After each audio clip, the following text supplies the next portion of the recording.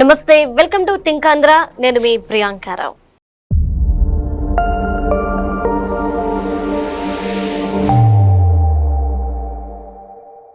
జగన్మోహన్ రెడ్డి గారికి ఆహ్వానం ఇచ్చిన విషయంలో ఇప్పుడు కాస్త రచ్చ మొదలైంది.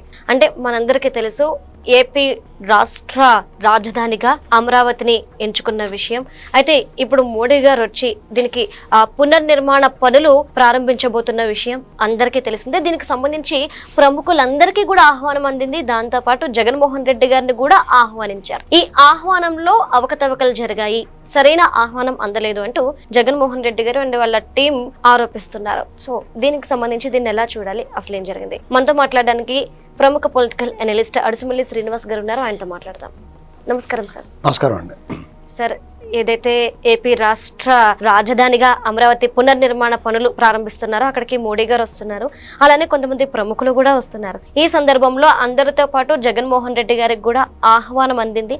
అయితే ఈ ఆహ్వానం సరిగ్గా ఇవ్వలేదు, ఆయన్ని దూరం పెట్టే ప్రయత్నం జరుగుతుంది అంటూ కూడా కొన్ని ఆరోపణలు వ్యక్తమవుతున్నాయి. ఈ నేపథ్యంలో ఎలా చూడాలి అంటారు? మీకు ఆరోపణలు కాదని విష ప్రచారాలు. యాక్చువల్గా జగన్మోహన్ రెడ్డి గారు ఎవడైపు దూరంగా పోతూ ఉంటాడు. ఇప్పుడు ఏమవుతుందంటే, జగన్మోహన్ రెడ్డి గారికి అమరావతి అంటే అమరావతి పొడగెట్టదు. ఆయనకి అనివార్యంగా అక్కడ అసెంబ్లీలోనూ లేకపోతే ఉండాల్సి వచ్చింది. ఆయనకి అక్కడ నుంచే పరిపాలన చేయాల్సి వచ్చింది. అది విధి లిఖితం. ఎందుకంటే మనం ఎంత వద్దనుకున్నా కానీ దేవుడు రాసిన రాతను ఎవడో చదవడం, దేవుడు స్క్రిప్ట్ అని చెప్తాడు కదా. అయితే అక్కడికి వెళ్ళి వచ్చి క్రమంలో అతను మంత్రివర్గ సమావేశానికి వెళ్ళి వచ్చే క్రమంలో పరదాలు కట్టుకుని వాళ్ళ ముఖం, ఆ రైతుల ముఖం చూడటం కూడా ఇష్టపడలేదు. ఎవరైతే భూములు ఇచ్చారో వాళ్ళ భూముల్లోనే తన ముందు పరిపాలన చేస్తా ఆ రైతుల ముఖం చూడడానికి ఇష్టపడలేదు, పైగా హింసించాడు. ఇప్పుడు మీకు చంద్రబాబు నాయుడు గారి మీద కోపం ఉంటే నీ కోపం వేరే విధంగా తీర్చుకోవాలి. నిన్ను అభిమానంగా ఆ ప్రాంతం వాళ్ళు కూడా నిన్ను ఎన్నుకున్నారు. అక్కడ వాళ్ళ మీద నువ్వు పగ సాధించావంటే నీ మనస్తత్వం ఎలాంటిది? నీది ఎంత వికృత మనస్తత్వం, చిన్న కురచబుద్ధి, పైగా పచ్చి మోసం. అమరావతి ఇక్కడే ఉంటుంది, లేకపోతే వాళ్ళందరికీ ఇచ్చేస్తాం, పెన్షన్లు పెంచుతాం, గజాలు పెంచుతాం, వాళ్ళకన్నా బాగా చేస్తామని చెప్పొచ్చాడు. నేను ఇల్లు ఇక్కడే కట్టుకున్నాను, చంద్రబాబు గారు ఇంకా హైదరాబాద్లో ఉంటాడు, అది పచ్చి మోసం చేశాడు. పైగా వాళ్ళని పిల్లల, మహిళల, వృద్ధుల అని చూడకుండా కొట్టేశారు. అలా 5 సంవత్సరాల పాటు పోరాటం చేశారు. నువ్వు ఎంత రెచ్చగొట్టినా రెచ్చిపోలేదు. వాళ్ళు చివరికి విజయం సాధించారు. జగన్మోహన్ రెడ్డి గారి హయాంలో ఎంత విధ్వంసం చేయాలో, ఎంత నాశనం చేయాలో అంత చేస్తారు.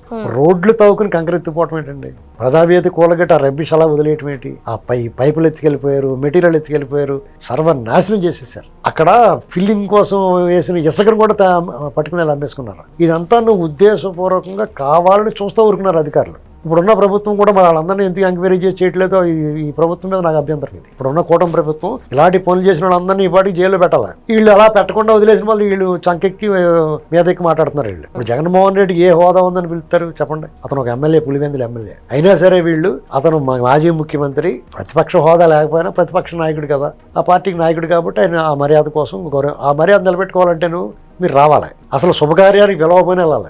శుభకార్యానికి ఒకవేళ వాళ్ళు పిలవకపోతే గుర్తు చేసి పిలిపించుకుని వెళ్ళాలి. అదే అశుభకార్యానికి ఎవడ పిలవకపోయినా వెళ్ళాలి. పైగా ఈయనకి మామూలుగా మనస్తత్వం ఏంటంటే శుభకార్యాలు కంటే వెళ్ళబుద్ది ఈయనకి.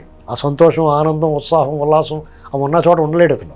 ఏడుపులు, పెడబొబ్బలో, శవాలో బోరు ఏడుతుంటే అక్కడ కూర్చొని నవ్వుకుంటాడు. అంటే ఆయన మామూలుగా మనసు కూడా ఉండదు. ఏదో ఆరోపణ చేయాలని కానీ వాళ్ళ మీద అధికారులు పంపించారు. అధికారులన్నా పంపించారు, సంతోషించారు. మీరు ఏ రకంగా హ్యూమిలేట్ చేశారు వాళ్ళని?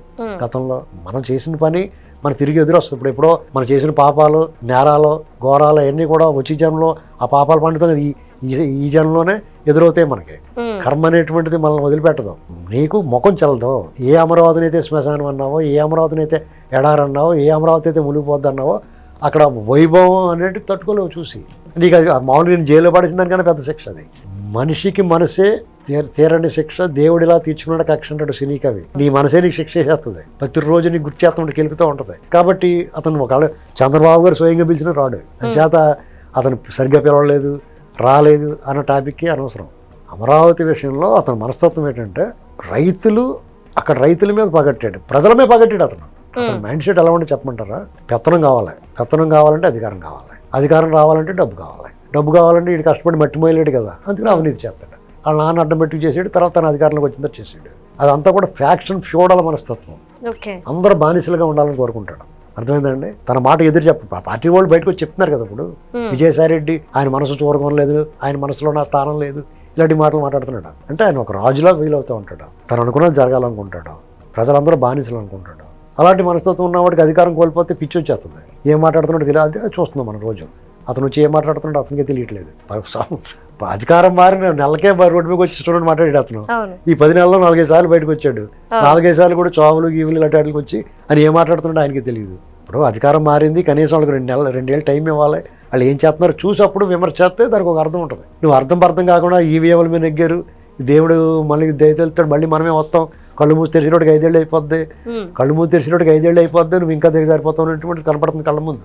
ఎందుకంటే మీరు ఏదైనా ఒక్కటంటే ఒక్క మంచి పని చేసి ఉంటే కనీసం కన్సిడర్ చేయడానికి ఉంటుంది. 100కి 0 మార్కులు వచ్చిన తర్వాత నీకు 20 మార్కులు వచ్చినాయనుకో, 15 మార్కులు ఎవరన్నా కలుపుతానికి ఛాన్స్ ఉంటుంది. కనీసం 30 మార్కులు వచ్చినాయనుకో, 5 మార్కులు కలుపుతాడు. 34 వస్తే పర్లేదు చూసి చూడక ఒకటే వేస్తాడు.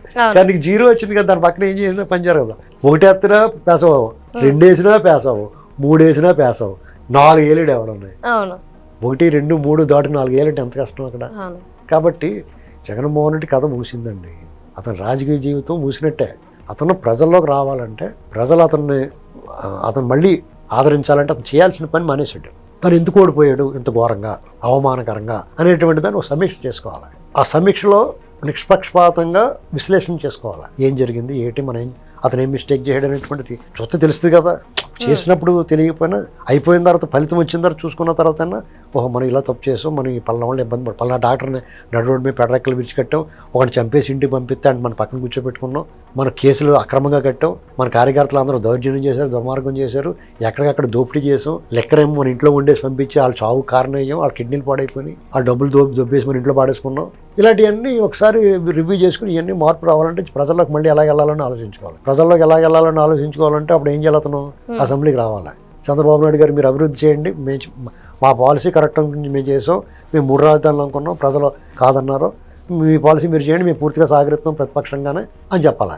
అతను కనీసం అసెంబ్లీ రావడానికి ఇష్టపడతలేదు. సరే బయట మాట్లాడినప్పుడు సరే వాళ్ళకి టైం ఇచ్చాం, వాళ్ళు ఏం చేస్తారు చూడాలి, హామీలు ఇచ్చారు, అవి నెరవేర్చేదాకా మేము వెంటపడతాం, అంతేగాని మేము అడ్డం పడం, మీరు చేసుకోండి అని చెప్పాలి. వాళ్ళు ఏదైనా విచారణకు వచ్చి మేము అవినీతి చేయలేదు, మేము చాలా స్వచ్ఛమైన మనుషులు, వాళ్ళు మా మీద విచారణకు వస్తే మేము పారిపోకుండా వచ్చి విచారణకు వస్తామని చెప్పాలి. ఎవరన్నా వస్తున్నాడా, పారిపోతున్నారు కదా, మీరు నిజాయితీ పనులు అయితే మీరు ఎందుకు పారిపోతున్నారు? చంద్రబాబు నాయుడు పారిపోయాడా? అసలు కేసు కూడా బెయిల్ కూడా అడగలేదు, అసలు కేసు ఎత్తండి తప్పని కేసు అన్నాడు. అది తప్పుడు కేసు కాదు, ఒరిజినల్ కేసు నిరూపించలేకపోయారు మీరు. ఇలాంటి పరిస్థితుల్లో మీ కాళ్ళకి ప్రజలకు స్వస్థమైన వ్యత్యాసం తెలిసిపోతుంది. మీరు ఉండగా మనశాంతి లేదు, ఆవిడ మీ భూమి గట్ట లాగేసుకుంటారు అని భయపడ్డారు. ఇప్పుడు హాయిగా పడుకున్నారు, ఎవడ పడితే ఆడ మాట్లాడుతున్నాడు. చంద్రబాబు నాయుడు గారికి వ్యతిరేకంగా మీ దాంట్లో వాళ్ళు 300 మంది మాట్లాడుతున్నారు వ్యతిరేకంగా. వ్యత్యాసం తెలుస్తుంది కదా ప్రజలకి. స్వేచ్ఛను మించిన ఆస్తి గొప్ప వయసు ఇంకోటి లేదు. ఆ స్వేచ్ఛ కోల్పోయిందని తెలుస్తుంది దాని విలువ. కాబట్టి జగన్మోహన్ రెడ్డి గారి అమరావతి విషయంలోనే కాదు, రాష్ట్రంలో ఏ విషయంలోనే సరే అతని కథ ముగిసిన అధ్యాయం. కూటమి ప్రభుత్వం కేవలం అమరావతిని మాత్రమే డెవలప్ చేసి ఈ చుట్టుపక్కల ఉన్న ప్రాంతాలు, మిగిలిన ప్రాంతాలని విస్మరిస్తుంది అంటూ కూడా వైసీపీలు ఒక ప్రచారాన్ని తీసుకొస్తున్నారు. నిజానికి అమరావతి మాత్రమే డెవలప్ అయితే చుట్టుపక్కల ఉన్న ప్రాంతాలు డెవలప్ అవ్వవు అంటారా? ఎలా చూడాలి? అసలు ఆ మాట మాట్లాడినోడికి పిచ్చుకుక్క కరిసి ఉంటుంది. పిచ్చుకుక్క కరిస్తే ఏముందంటే హైడ్రోఫోబియా అని వస్తుంది, ర్యాబిస్ వ్యాధి వస్తుంది. దాన్ని ర్యాబిస్ వ్యాధి వస్తే హైడ్రోఫోబియా అంటే నీళ్ళని చూస్తే భయం వేస్తుంది. హైడ్రోఫోబియా అంటే సపోజ్ మంచినీళ్ళు ఇద్దామని మీరు నిలబట్టుకెళ్ళారనుకో ఎరకపోతాడు, నీళ్ళు కూడా తాగడం. అలాగే అమరావతి అంటే అమరావతి ఫోబియా పట్టుకుంది. అలాగే అర్థమైందంటే అమరావతి పేరు అమరావతి అంటే ఒక త్రాష్టుడు, ఒక రైతుల త్యాగం, వాళ్ళ కడుపులోంచి తీసిపెట్టిన దానికి, ఒక రాష్ట్ర ఆత్మగౌరవం కాపాడడం కోసం ఇచ్చిన దాన్ని అమరావతి అని మానసికంగా హింసించారు. ఎవరి రాజధాని, ఎవరి కోసం రాజధాని పుస్తకాలు రాశారు. సిగ్గు లేకుండా మిగిలిన వాళ్ళతో దాన్ని ఓపెనింగ్ చేసేటప్పుడు అవడం. విష ప్రచారంలో వాళ్ళు ముందు ఉన్నారు. అవన్నీ ఒట్టితో తేలిపోయింది 5 ఏళ్ళు. మళ్ళీ సిగ్గు లేకుండా మళ్ళీ మొదలెడుతున్నారు. ఇప్పుడు ఏం చేస్తున్నారు, యాక్చువల్గా అమరావతి కంటే కూడా ఉత్తరాంధ్ర రాయలసీమ కానీ ఎక్కువ డెవలప్ చేస్తున్నారు వీళ్ళు. వాళ్ళు చెప్పుకోవడం చేత కాదు, వీళ్ళకి వినడం రాదు. అర్థమైందండి. ఇప్పుడు వైజాగ్ అనేటువంటిది ఐటీ హబ్ అంటే అసలు మీకు సైబరాబాద్ లాగా అయిపోద్ది. వైజాగ్ ఒకటే అయిపోదాం, శ్రీకాకుళం దాకా వెళ్ళిపోద్ది. అన్ని అంత 1-2 గంటలు ప్రయాణాలు కదా. ఇప్పుడు మీకు ఎల్బీ నగర్ నుంచి పటాన్ వెళ్ళాలంటే ఎంత టైం పడుతుంది? మీకు అంతకన్నా తక్కువ టైం పడుతుంది వైజాగ్ నుంచి శ్రీకాకుళం వెళ్ళాలంటే. అంటే ఎంత బాగా డెవలప్ అవుతుంది. భోగాపురం ఎయిర్పోర్టు, విజయనగరం కూడా కలిసిపోయినట్టే కదా. సుదీర్ఘ తీర ప్రాంతం ఉందో అది ఒక రకమైన డెస్టినీగా మారిపోద్ది. ఫైనాన్షియల్ క్యాపిటల్ అయిపోద్ది ఆంధ్రప్రదేశ్కి, ఆర్థిక రాజధాని అయిపోద్ది ఆంధ్రప్రదేశ్కి. మరి దాని ఇప్పుడు అక్కడ అనకాపల్లిలో స్టీల్ ప్లాంట్ వస్తుంది, ఆల్రెడీ స్టీల్ ప్లాంట్ ఉంది అక్కడ. మీకు ఐటీ కంపెనీలు వస్తున్నాయి, అందరూ టక్కులు చేసేసుకుని మెల్ల ఐడి కార్డులు వేసేసుకుని టక్క మంది తిరిగేస్తూ ఉంటారు. టీసీఎస్ఏ 10,000 మంది ఉద్యోగులు ఇచ్చేస్తుంది అక్కడ. అనేక కంపెనీలు వస్తూ ఉన్నాయి. రాయలసీమ అయితే ఇండస్ట్రియల్ హబ్, పారిశ్రామికంగా దాన్ని అసలు ఏ రేంజ్కి వెళ్ళిపోతుందో మనం అసలు మనకి 1 సంవత్సరం తర్వాత చూడండి తెలుస్తుంది. నేను చెప్పేది అదే, ఈ కూటమి ప్రభుత్వం ఇవాళ ఈ సంబరం, ఉత్సాహం అన్నట్లతోటి ఇక్కడతో ముగించాలి. దాని పని చేసుకుని పోతూ ఉంటారు. ఆల్రెడీ ఎప్పటి నుంచో అమరావతి గురించి చెప్పాల్సిందంతా చెప్పేశారు. 5 ఏళ్ళు మీరు చెప్పారు, వీళ్ళు మేము తిడతా అన్నా సరే మళ్ళీ దాని గురించి చెప్పారు వీళ్ళు. ఈ ప్రభుత్వం కూడా దాని ప్రస్తావనలో లేకుండా లేదు. 10 ఏళ్ళ ప్రస్తావన వచ్చింది, ఎక్కడితో ఆపాలి సినిమాని. దాని పైన చేసుకుంటాం. కేంద్రం సహకరిస్తుంది, మోడీ గారు కూడా మంచి మూడ్లో ఉన్నారు. ఆంధ్రప్రదేశ్కి పట్ల బ్రహ్మాండంగా సాగుద్ది. ఇవాళ సమరం అయిపోయినాయండి, టెంట్ల గంటలు తీసేసినట్టు అమరావతి గురించి మాట్లాడుతూ మానేయండి. దాని పని చేసుకుని పని చేసుకోండి. మీరు ఇప్పుడు మాట్లాడాల్సింది ఏంటి? కూటమి ప్రభుత్వం వైజాగ్లో ఏం చేస్తున్నారు, రాయలసీమలో ఏం చేస్తున్నారు, కర్నూలులో ఏం చేస్తున్నారు, అనంతపురంలో ఏం చేస్తున్నారు, తిరుపతిలో ఏం చేస్తున్నారు, శ్రీకాకుళంలో ఏం చేస్తున్నారు, విజయనగరంలో ఏం చేస్తున్నారు, ఇది మాట్లాడాలి. మధ్యలో గోదావరి జిల్లాలో మాకు పప్పు బెల్లాలు పూతరేకులు మామిడి పొడితో సరిపెట్టేస్తారు అనుకోండి, పోతాం గంగరాజు పాలకోవా తినేసి ఊరుకుంటాం. మేము ఆ 2 జిల్లాలకు ఏం చేసినా చేయకపోయినా మా ఆయిల్ గీలు పట్టిపోతున్నా కానీ మేమంతా కూడా మాకు ఆ పప్పు వడలో చెక్క వడలో పప్పు ఉండలో తింటే సరిపోద్ది మాకు.